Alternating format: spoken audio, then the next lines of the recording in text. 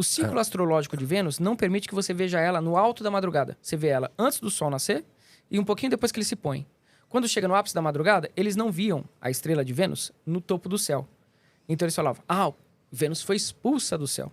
Caiu do céu. Isso já era uma narrativa dos antigos sumerianos, que passam para os babilônicos, que passam para os hebreus. Então Vênus ficou conhecida como o filho de El, que foi expulso do céu. Né? Que foi expulso do céu. Eles davam atributos humanos para as estrelas. Sim. Ele está comparando o rei da Babilônia com a estrela de Vênus porque ele também caiu do seu trono, ele foi destronado. Então ele está fazendo um sarcasmo, porque ele estava prendendo os reféns, os judeus. Ele fala, tá vendo? Tu que caístes do céu, ó estrela da manhã, ó filho da aurora. Era uma expressão figurada. Era uma expressão figurativa, uma associação de acordo com o folclore da época sobre as estrelas. E Heliel ben Shahar, Ben é filho. Shahar é o deus é o planeta Vênus. Para os antigos babilônicos era até um deus. Heliel ben Shahar, o filho de Shahar, o filho portador da luz, ou ainda, né, o filho brilhante da aurora. Shahar também era chamado de aurora, o nascer do dia. Então, para eles era uma clara expressão figurativa para se associar ao rei da Babilônia e fazer um deboche dele. Quando Jerônimo pega esse material, então ele pega esse versículo, ele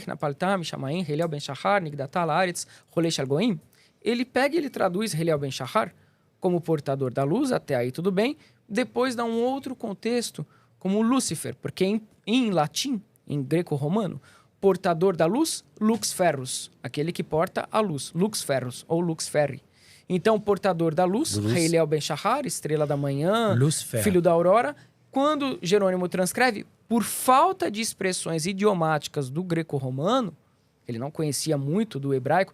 Aliás, o hebraico tem palavras que são conceitos, não tem tradução. Não tem isso que eu ia falar. Ele escolhe um portador da luz. E aí, quem caiu do céu? O portador da luz, a estrela da manhã, o filho da aurora. E aí vira o diabo caído.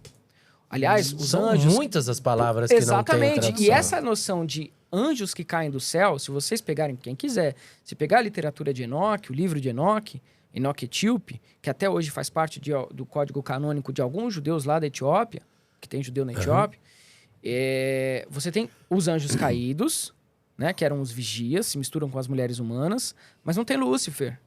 Lúcifer nunca foi anjo caído. Você tem Azazel, Baraquial, Shemiasa, mas você não tem Lúcifer. Porque Lúcifer não existe. Se você chegar hoje para um judeu, eu quero que vocês convidem um rabino agora para vir aqui. Se você chegar para o rabino e perguntar, vocês acreditam em Lúcifer? Eu falo, não existe para nós. Para nós ficou muito claro, porque eles leem em hebraico a Torá. Então eles sabem que ali é uma linguagem figurativa que estava se fazendo ao rei da Babilônia. Agora, existia um portador da luz no mito grego, que era Fósforos, que trouxe o fogo para a raça humana. Existia um deus portador da luz entre os hindus, por exemplo. Você tinha o deus do sol, lá, o Shukra. Você tinha um deus sol, você tinha um deus luz em todas as mitologias. Então tem vários portadores da luz. Porque Vênus, sobre o ciclo astrológico agora de Vênus, né? Quando o sol vai surgir de manhãzinha, bem no alvorecer, assim, você vê a estrela de Vênus, a olho nu. Você tem que pensar como os antigos viam, né? Hoje você tem telescópio, você vê a qualquer momento. Mas naquela época, ela aparecia só nesse momento do dia, antes do sol aparecer. Para eles, o sol é vida, é prosperidade, é iluminação. Você imagina uma época que você não tinha luz elétrica, que você não tinha nada. O que é o sol? A salvação. Muito dos personagens que nós temos históricos, né? Inclusive Jesus, é um mito solar reproduzido. Igual Jesus, você tem a mesma história de Horus, você tem a mesma história de Atis, Adonis, Mitra, porque o Sol, nessas idades antigas, ele representava a possibilidade de vida. Eles não tinham essa noção de que o Sol viria todas as manhãs. Porque o Sol desaparecia e você não tinha nada para conhecer esse ciclo, que ele iria surgir de novo no dia seguinte. Então você falava, caramba, fudeu, o Sol desapareceu, vamos ver se ele surge amanhã. Sim. Então quem aparecia para anunciar o Sol? Vênus. Ela aparecia um pouquinho antes do Sol aparecer. Foi chamada de portador da luz por conta deste motivo. Caramba. Nunca foi algo do mal, nunca foi algo errado. Tanto que se você pegar os epitálamos gregos, que eram cantos nupciais, que se fazia quando os noivos casavam na Grécia, várias vezes você via lá o nome Estrela da Manhã, portador da luz, que abençoe o casal, que dê prosperidade, que dê fartura. Porque eles tinham essa relação de respeito com Vênus. Eles acreditavam que era o planeta Vênus que trazia. Aparecia ali o planeta, quer dizer, daqui a pouquinho tá o Sol aí. Exatamente. E daqui a pouco vinha e trouxe mais um dia. O surgimento de Jesus Cristo, daquele Filho de Deus. Uhum. E é porque antes de Jesus Cristo existiam os outros deuses, filhos vários, de deuses. Vários. Né? Eu não tenho nada. Vários. Então, aí entra a minha questão. Vicky, como é que você é da Mork, se a Mork fala tanto de Jesus? Jesus Cristo, ele é uma figura simbólica, não é histórico. Hoje as pessoas falam, o Jesus histórico, eu vejo até o Rodrigo Silva falando. Eu sei que ele, lógico, ele leva o pessoal para Israel, faz caravana para lá, tira o dinheirinho dele assim, né? Então, mas ele está transmitindo uma série de desinformação.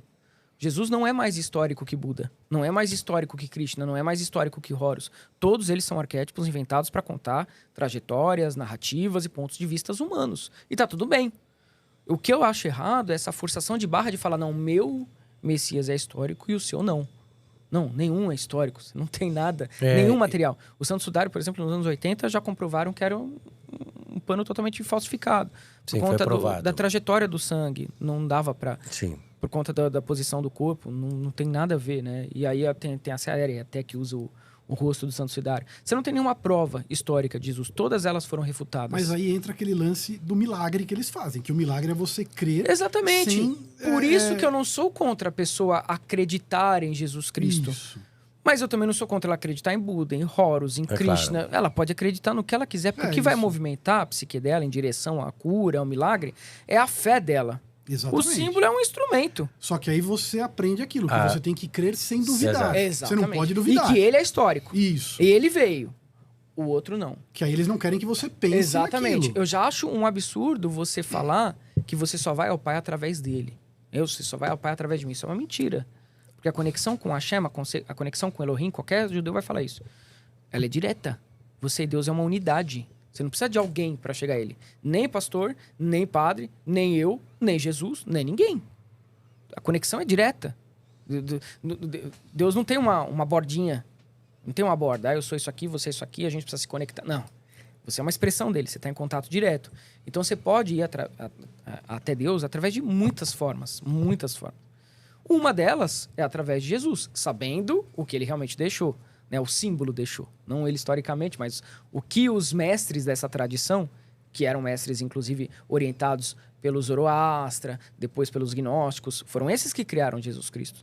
Os seguidores de Zoroastra, porque a história, a narrativa de Jesus é a mesma que a do Zoroastra. Aí juntou-se... Porque ali era um caldeirão cultural. Depois que o Alexandre o Grande passou por ali, ele conectou todos os povos. Você tinha todo mundo trocando deuses ali. Inclusive, os romanos, eles criavam deuses toda semana. Porque eles misturavam um pouquinho desse com um pouquinho do outro egípcio, com um pouquinho do outro grego. Isso era um costume. Até entre os egípcios. Você tem Amon-Ra, Amon não sei o que lá, Amon-Hotep, Amon... Porque eles combinavam, eles faziam fusões de deuses. E até a idade, né? Eles... Sempre 33. A contagem da idade era diferente, né? Exatamente. Do tempo. Então, fala, ele viveu 800 anos. Viveu 700 Exatamente. anos. E a pessoa pensa, puxa, viveu tudo isso. E é sempre... E aí costuma-se falar do Deus sacrificado, que renasceu. Até hoje a gente vê isso em filme de Hollywood. É uma coisa do nosso inconsciente coletivo. A questão da luta, do sacrifício e do ressurgimento. O mito da jornada do herói, que a gente encontra até no tarô, né? Virou polêmica. Eu acredito que a pessoa ela pode seguir o que ela quiser, só que sem forçar a barra, sem tentar transpor os limites dela.